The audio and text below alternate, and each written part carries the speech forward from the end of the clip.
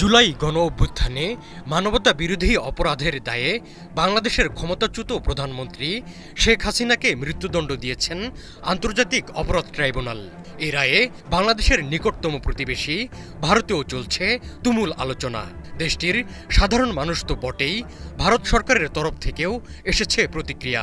সংবাদ মাধ্যমেও গুরুত্ব দিয়ে প্রচার করা হচ্ছে একের পর এক খবর বিশ্লেষণ। শেখ হাসিনার রায় নিয়ে বিতর্কিত মন্তব্য করেছেন পশ্চিমবঙ্গের বিরোধী দল নেতা বিজেপির শুভেন্দু অধিকারী। পাকিস্তানের ইশারায় শেখ হাসিনার মৃত্যুদণ্ডের রায় দেয়া হয়েছে। এই রায় কার্যকর হবে না। শেখ হাসিনা অন্য দেশের হলেও তিনি বাঙালির সংস্কৃতির সঙ্গে যুক্ত। শেখ হাসিনা একজন প্রগতিশীল মুসলমান, যিনি কখনো চরমপন্থীদের সঙ্গে যুক্ত ছিলেন না। শেখ হাসিনার রায়ে মিশ্র প্রতিক্রিয়া জানিয়েছেন কলকাতার বিশিষ্টজনরাও। জুলাই গণ অভ্যুত্থানে শেখ হাসিনার ভূমিকা কোনো অবস্থাতে মেনে নিতে পারেননি কলকাতার বিশিষ্ট আইনজীবী মোহাম্মদ আসলুজ্জান। তিনি বলেন, যে কোনো দেশের প্রধানমন্ত্রীর গুরুদায়িত্ব দেশকে সুষ্ঠু ও সুন্দরভাবে পরিচালনা করা। সেটা বাংলাদেশের সাবেক প্রধানমন্ত্রী শেখ হাসিনা করেননি। এই আইনজীবীর মতে, সে সময় শেখ হাসিনা উস্কানিমূলক বক্তব্য না দিয়ে ভিন্ন পদক্ষেপ নিলে এতগুলো মানুষের মৃত্যু হতো না। ফলে এই ঘটনায় শেখ হাসিনাকে কোনোভাবেই ক্ষমা করা যায় না বলে মন্তব্য করেন তিনি। সেদিন যদি উনি ইনিশিয়েটিভ নিতেন, উনি যদি স্টেপ নিতেন, তাহলে বাংলাদেশে সেই সমস্ত তরতাজা যুবকগুলো তাহলে প্রাণ হারাতো না।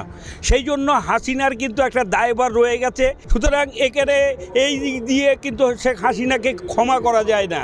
পশ্চিমবঙ্গের মানবাধিকার সংগঠন association for protection of Democratic rights APDR এর সাধারণ সম্পাদক রঞ্জিত সুর মনে করছেন, জুলাই গণ অভ্যুত্থানে শেখ হাসিনার বিরুদ্ধে যে মানবতা বিরোধী কার্যকলাপের অভিযোগ উঠেছে তাতে তার কঠিন সাজা হওয়া অনিবার্য ছিল। তবে যে কোনো মৃত্যুদণ্ডের ঘোর বিরোধী এই মানবাধিকার কর্মী। যেভাবে তার বিরুদ্ধে গণহত্যার অভিযোগ এসেছে, মানবতার বিরুদ্ধে যে অভিযোগে তার বিরুদ্ধে যে মামলা হয়েছে এবং তার বিচার হয়েছে, সেখানে তার কঠিন সাজা হওয়া অনিবার্য ছিল। শেখ হাসিনার যখন রায় ঘোষণা করা হচ্ছিল, তখন পশ্চিমবঙ্গের রাজধানী কলকাতায় অবস্থান করছিলেন অনেক বাংলাদেশি। রায় ঘোষণার পরপরই আনন্দে মেতে ওঠেন তারা। এসব বাংলাদেশিরা বলছেন, শেখ হাসিনার রায় বাংলাদেশের অভ্যন্তরীণ বিষয়, এতে দুই বাংলার সম্পর্ক নষ্ট হবে না। সে যে কাজ করেছে তা রায় দিয়েছে আদালত, এটা তো আমাদের কিছু করার নাই। এটা আমাদের যে কারোরই মেনে নিতে হবে, কারণ আমরা কেউ আইনের ঊর্ধ্বে না।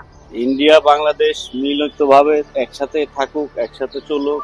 প্লাস যে রায় হয়েছে, আমরা চাইতেছি ভালোভাবেই হোক, দেশটা ভালোভাবে চলুক, সবাই আমরা মিলেমিশে চলি। শেখ হাসিনার রায়ের সমালোচনা করছেন পশ্চিমবঙ্গের কেউ। রাজ্যের সাবেক সিপিআইএম সংসদ সদস্য সুজন চক্রবর্তীর মতে, প্রতিহিংসার মনোভাব নিয়ে কেউ যদি বাংলাদেশে চলে, তবে তা দেশটির পরিস্থিতিকে আরও বিপজ্জনক করে তুলতে পারে। যে একটা প্রতিহিংসার মনোভাব নিয়ে আর একটা মৌলবাদী মনোভাব নিয়ে বাংলাদেশে যদি কেউ চলে, সেটা বাংলাদেশের পরিস্থিতিকে আরও বিপজ্জনক করবে।